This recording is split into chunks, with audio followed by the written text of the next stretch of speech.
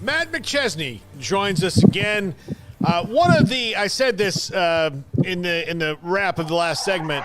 You're one of the most intense Colorado Buffaloes that's out there. You are. I know that you, as a former player and a person who loves the program, suffered through a lot of the dark times because you know what the program can be. Now, the last couple years have been exciting in some regards, and then a struggle a little bit because they haven't gotten there yet. Where do you see the program right now and what they need to do to get back to the place where they are competing for this conference title? Well, first of all, thanks for having me back on. Every time I come on this show, I love it. You guys are awesome. Look, you're right. It has been hard. I mean, I'm going on 43 years old here in November, and I was a captain on the team that won a bowl game last in Boulder in 2004. So it's been a rough 20 years, and and not talking crap, but I know that the Baylor faithful they feel that they had a long stretch where they had a rough couple of decades as well. So when you can pull out of that, even if it is only a 3-win increase, but still the national attention and everything that comes with Coach Prime, it's been awesome, man. I mean, we're just riding the wave here in Boulder. So I prefer it when everyone hates us. I prefer it when everyone's got, a little bit of bad blood towards us. And back in the day, it used to be because we were whipping people's asses, but now it's because of a lot of different reasons. So a little disdain and a little tension in college football is a good thing. So, if people are usually, a little venomous towards you or your university, that's probably because you're doing something right. So I think that the entire experiment up to this point has worked. They've got incredible talent on that team this year, and I think it's a much different team than it was last year. So I'm really looking forward to Saturday, bro. I can't wait. They've got to get better up front, which I know is the issue that is near and dear to your heart as a former lineman and someone who did that.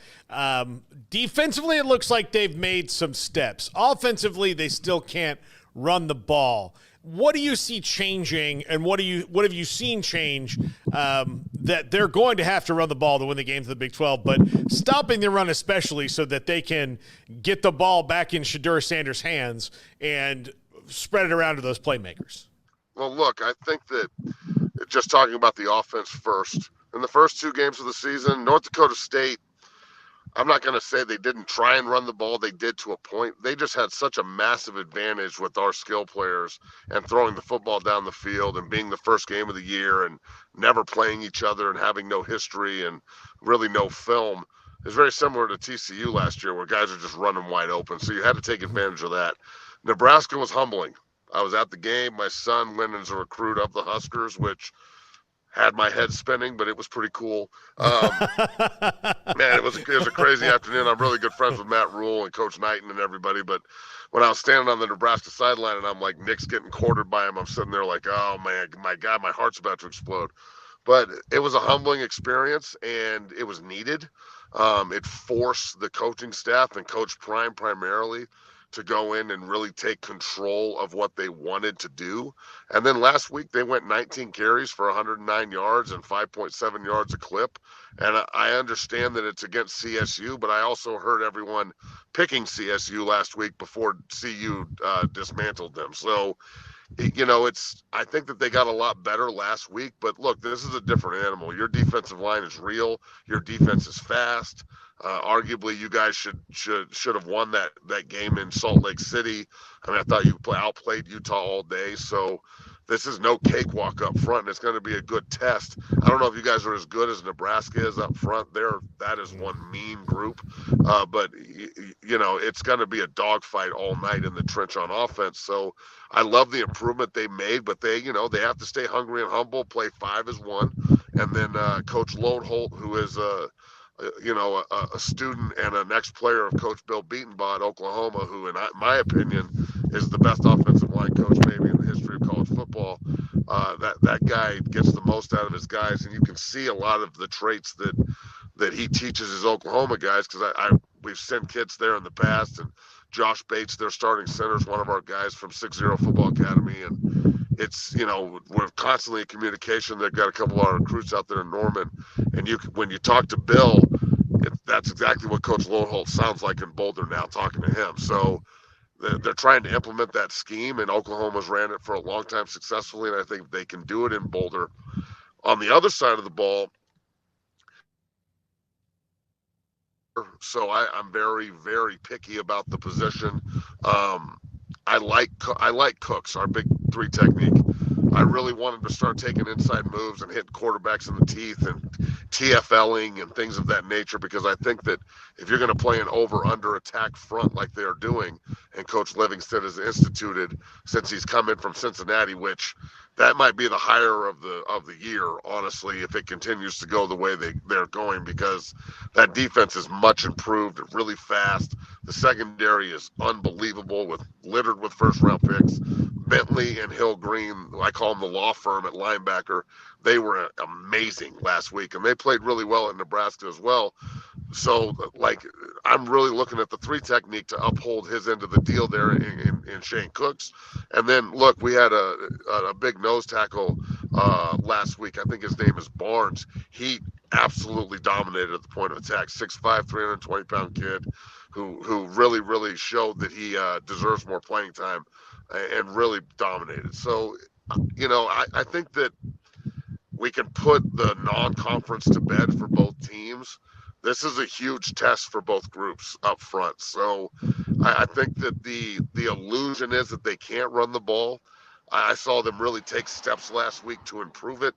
And that's all you can really ask for. So hopefully, with the fact that it's going to be, a torrential downpour Saturday night and probably 40 degrees and cold and ready to go, they're going to have to run the ball on Saturday night in those kind of conditions to win that football game. Shedeur Sanders is he's a polarizing figure for a lot of fans. I think a lot of people don't like him because, he's brash and all that, but you can't deny his talent. I love watching him play. I'm very concerned about his health this year, just because he gets lit up when he gets hit against, like he did against Nebraska over and over again. He's not going to be able to finish the season. So, but I guess the other thing is he's clearly kind of stressed about the questions that kind of come his way and the way that Nebraska game ended. Do you think if he can kind of clear his head and mature a little bit faster mentally, that this team can maybe overcome some of that too? Because it looked like that Nebraska game really got to him on a different level. Well, look, I think the Nebraska game was a humbling experience for everybody associated, myself included. We did the same thing to them in Boulder last year and made them look at themselves hard and say, we got to find a quarterback, and they went and found one. So that's what your rival does. Your rival usually makes you look at yourself in the mirror real hard and go, man, we got to change some stuff. So I don't really care that he was frustrated. This is what I need. I need everybody else that plays at the University of Colorado to up their game and start playing at the level that 2 and 12 play at. Yeah. And I've said this a million times, and on the North Dakota State broadcast with Mark Jones, one of the broadcasters quoted me off of my podcast. I do 0 to 60 on the Believe Network, and obviously, it's on YouTube, so go check it out. But I always say that when Shedeur doesn't have to do everything, he can do anything. And if he just gets support from the rest of his football team and the coaches, that he literally will chop up anybody you put in front of him. I think he's that talented.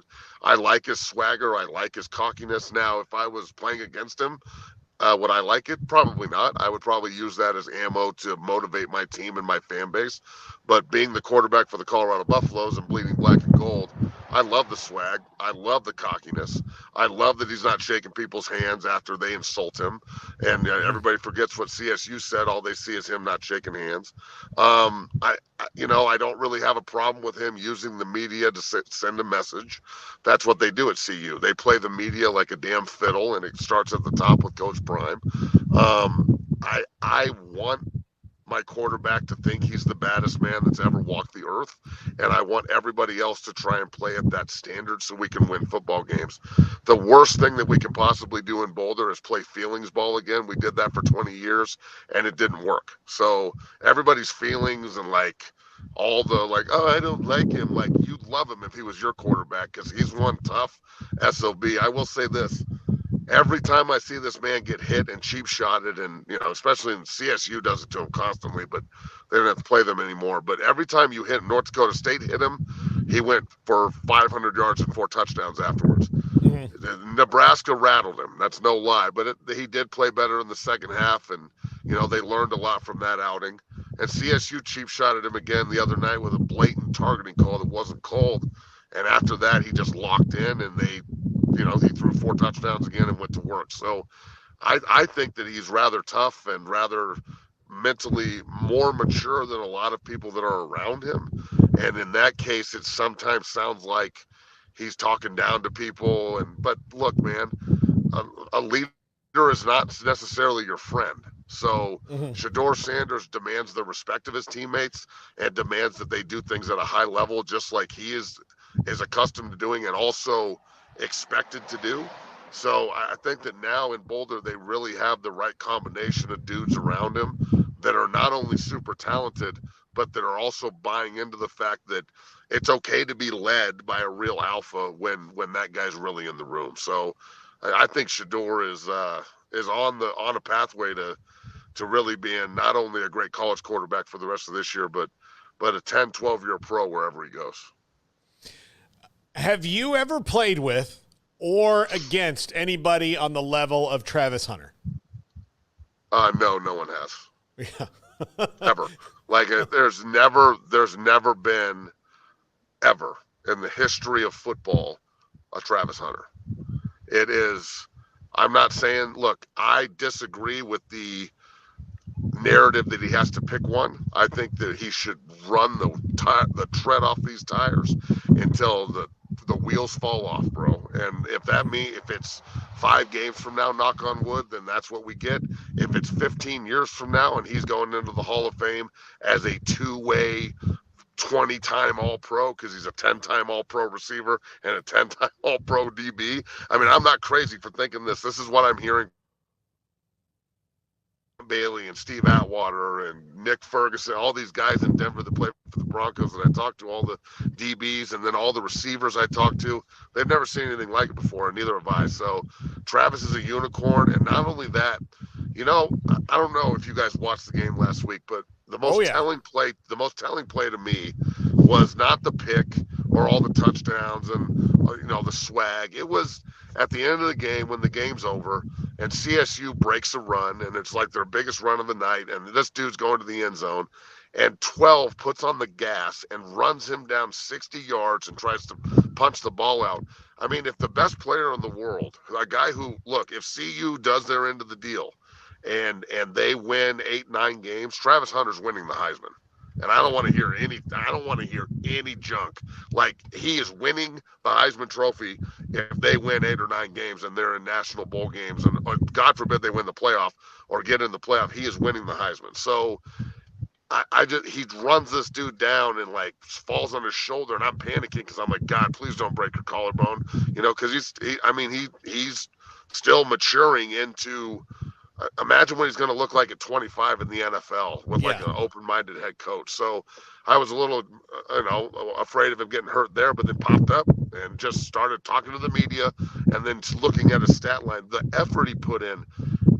Can you imagine as a player and as a coach? I walked in on Sunday morning, at the gym, and we've got 40 kids in there doing yoga. And I put the play up in the film room and I was just like, watch. This is what's expected. If the best player in the world plays this hard, how can you ever look at yourself in the mirror and not chase the ball or run hard or play hard? It just sets a standard that everybody else has to match. And that's the thing. The same thing I said with Shedeur, I say with Travis. Last year, the team tried with effort and want to match those two.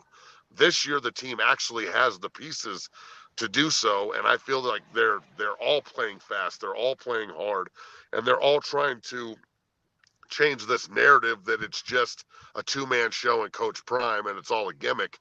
I just think people that continue to think like that are in for a very rude awakening when they play a real football team in Boulder. Oh, look, there's, I think about like all these, well, is he a wide receiver? Is he a cornerback? Well, he is what he is until somebody proves that he's not one of those things in the league, Facts. right? So if he, one position turns out he's not as good in the NFL and he's better and he's not effective at one, then they'll move him. But how stupid would the Angels or Dodgers have felt? And the Dodgers haven't even gotten to pitch Ohtani yet. But if they're like, no, you're only going to do this. You're like, only batting. You're only batting. Okay, well, you just happen to have a unicorn. Why are you not using their magical powers? Like, that's what you should do until they lose those magical powers. Until they lose them or somebody proves that they're not effective, then do everything, right? I mean, that to me, and don't cheat the fans out of it either. Like, we're getting to see some of the greatest, like Ohtani and now Travis Hunter, potentially some of the greatest, other than his coach, Deion Sanders and Bo Jackson, I don't think there's anybody I've seen like Travis Hunter, like athletically on that level. And Bo, I mean, if you would have maybe paid Bo at linebacker, he probably would have been good. Like, let's face it, he probably would have crushed everyone, yes. He would have crushed everybody. But he didn't do that. Like, this is something that no coach has had the stones to do in a very long time. Not even with the guy who won the Heisman, Charles Woodson. He was a specialty wide receiver. Like, he had a package. Yeah, he went in for reversals and stuff. Exactly. Yeah. Look, I think that the ability for Coach Prime to like morph into, look at what I have, instead of the I'm going to play with the fear that he's going to get hurt or beat, as opposed to, man, imagine what could happen if we just take the reins off. Like, my father used to always say this, and it's a great line by Chuck Daly. You don't saddle a Mustang, bro. You just let him run. You just see, sometimes you're not coaching Travis Hunter, like Coach Prime is going to give him some tips, and it tips, but then he's going to be like, okay, everyone back up and let 12 go play football. So like on Travis's podcast, he said that Coach Prime walked up to him right before he had that great pick and return and was like, look, really focus on your pedal and your drop step here and your hips. They're going to run the crossing route at some point, and you can just go underneath it and play it. Very next play, he focuses on his drop step, opens his hips, and undercuts and picks it off. So they're on the same wavelength mentally. So I just hope that Travis goes to a situation in the NFL where he's got a really, really, really open-minded head coach that will allow him to do what he's capable of doing. Like, if he goes to play for Sean Payton, he may just be returning kicks for all we know. So it's very important that he goes to the right place in the NFL that's going to allow him to maximize what he is. Yeah. Mike McDaniel, that's your guy. Like, I would love to see it. But, if he survives Miami, we'll see. Yeah. Sean McVay, another one. Oh, incredible. Can you imagine Travis Hunter with Kyle Shanahan? Oh, yeah, absolutely. Oh my God! Or how about I hate to say this because I'm in Broncos country, but can you imagine Andy Reid with Travis Hunter? Oh yeah, no. Thankfully, they'll be in the 30s when they pick, so we don't have to deal with that. He might be worth trading and leveraging. You're getting two players for one, right? Yeah. So why wouldn't you leverage your draft to try and get the best corner and the best receiver in the draft? Especially if you're close, right? If you're close, 100%. Yeah. If you're close, just go do it. Just go do it. I know Jerry Jones would love to have him, but it's not. We're not that lucky. I really think though. I really think before we get going here, I really think that there's a world, even though Dak just got paid all that money. And I don't know if he has a no trade clause or not, but I could see a situation where they would trade Dak in the first rounder to move up to number one and take Shedeur. I know he loves Deion. So just saying. Yeah. Yeah, absolutely. Well, Matt, I'll always love having you on. Enjoy the game this week. We've got Smokey and Craig are actually on their way after their high school game tonight. They're going to Nebraska and Illinois. Smokey is a huge Nebraska fan. You just got to be there and experience that. Let me ask you, bro. Last thing. It was an unbelievable atmosphere and back to what it probably needs to be and used to be. But that's Colorado's probably biggest rival from the old days, right? Facts. The one you hated the most. But when your son's getting recruited there and they've got coaches that, Matt Rule, a good friend of ours too. As a matter of fact, that's who set all this up for him. So what's your thoughts when your son, your pride and joy, your own flesh and blood is like, Man, I got to go look at this Nebraska thing. That pride, bro. Like Yeah. you said, hate. I say respect. I Yeah, hate Colorado. I hate Colorado State. I Okay. respect the University of Nebraska so much. Like the reason I went to CU was to try and turn the tide in that rivalry, and I was there from 2000 to 04, and I beat them 3 times in 5 years, and in 04 we actually ended their consecutive bowl streak, winning in Lincoln. And that was a crazy atmosphere that day. I thought I'd seen, I went back there in 08 and it was cool. Or in 2010, one of the two. And it was cool to just be a fan and watch. But I haven't been back there in years. And I'm telling you, man, I love Folsom. Don't get me wrong. It's badass. But Memorial's twice the size. And I was standing on the sideline, and I was absolutely blown away. I was like, holy God in heaven, this is ridiculous. So the Tom Osborne Center that they just built is incredible. I mean, all the history and just walking through it, the way they treated all the recruits, and Matt Rule, Coach Rule is the shit. He is the man. And I really think that he is going to turn that place into an absolute powerhouse. I wouldn't be surprised if Nebraska wins a national title with Matt Rule. That's the way they got that place rolling. So, look, if Nebraska and CU and my son just got invited to Alabama and Coach Kaplick down there. So if everybody wants to get into a bidding war, that NIL money sure would look good in Nick's account. There you go. You guys pay players, so hey, we can talk in Waco too. Look, hey, welcome anytime. I'll give you the real tour. They're gonna give you the whole thing. I'll give you the real tour. You guys, all right, man. Get a recruiting I'll take trip you up down here. on that for sure. All right. Matt McChesney, go to find his podcast there on the Believe Network. He's great. We love having him on. Enjoy the game this week, Matt. We'll talk to you soon. Amen, brother. Go Buffs. All right, there we go. Golly. That is solid gold segment every time. Solid gold segment. Every time. Every Dude's single legit. time.